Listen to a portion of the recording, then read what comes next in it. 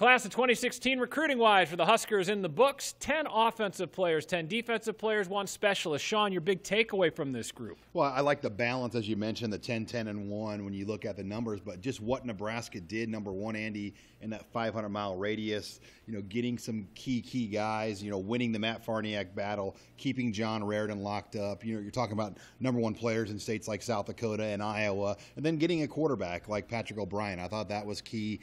Every recruiting class is built on a quarterback, and Nebraska identified him very early in the process, and they were able to keep him despite the fact, a lot of other teams probably did come calling on Patrick, and then obviously closing things out with Lamar Jackson. You kind of want that cherry on top of your recruiting class, and that's what Lamar Jackson was. Yeah, Lamar Jackson coming in from Northern California, and Patrick O'Brien, another California kid. 4 Californians in this group. But yet they really did focus on that 500-mile radius, did they not? Yeah, and that's what you have to do. I mean, I think kids want to go to a college that they can drive home to. And that's 500 miles or less. You want to go somewhere. That's all those kid teams in the South. All those guys live right around there. So you have to get the best guys that live around you to play at your school, because that's what the numbers show is going to give you the most success here. And I thought they really hit on that, hitting Kansas City, hitting Colorado hard for 2 guys, getting Trey Bryant, the top player in St. Louis, at running back. That was really something I think they learned that you have to do here at Nebraska, even though this coaching staff didn't have a lot of familiarity with that part of the country. And they did get 2 kids from Nebraska, one late and one that had been in the fold for quite a while. Yeah, you look at Ben Stilley, he was committed right away and probably one of the more targeted in-state guys for this staff. They also obviously wanted Noah Fant and Jared Bubach, and those 2 guys went elsewhere. But I love how it worked out at the end for David Engle,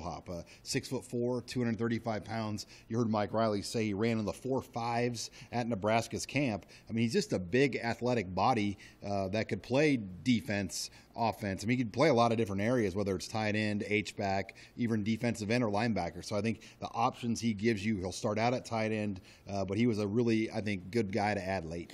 We see on this roster 21 names, but really in reality, how many guys can we expect maybe to see action this fall? Well, that's a tough one to say because this team does return a lot of players next year. But I think when you just look at it, it's all high school players. There's no junior college guys. I think 4 to 5 is usually a safe bet. It just depends on what kind of roles. I do think on special teams you could see some of these defensive guys because a year ago Nebraska was short a lot of linebacker type bodies, which forced them to play running backs on special teams to cover kicks. And ideally you want guys that make tackles on special teams to be linebackers, not players on offense. So I think you could see some of those younger defensive guys have a shot to contribute in that way. Yeah, Mike Riley says if you're not going to redshirt as a freshman, you will see the field, and a couple freshmen will participate in spring practice, which is right around the corner. 2 in particularly, Patrick O'Brien and then Darian Grimm, 2 California natives, graduated high school early to get up here, and this will be huge for them. Also, Kean Williams, the son of Keith Williams, the wide receivers coach, is another guy that transferred here, and he'll be in spring ball as well at wide receiver. So they will have some new faces that are a part of things here, and I think everybody will be most interested to see what Patrick O'Brien can do. And most notably, too, another quarterback added to the fold, Tanner Lee. He's a transfer student from Tulane. He won't be eligible until the fall of 2017. Spring practice begins just a little under 3 weeks.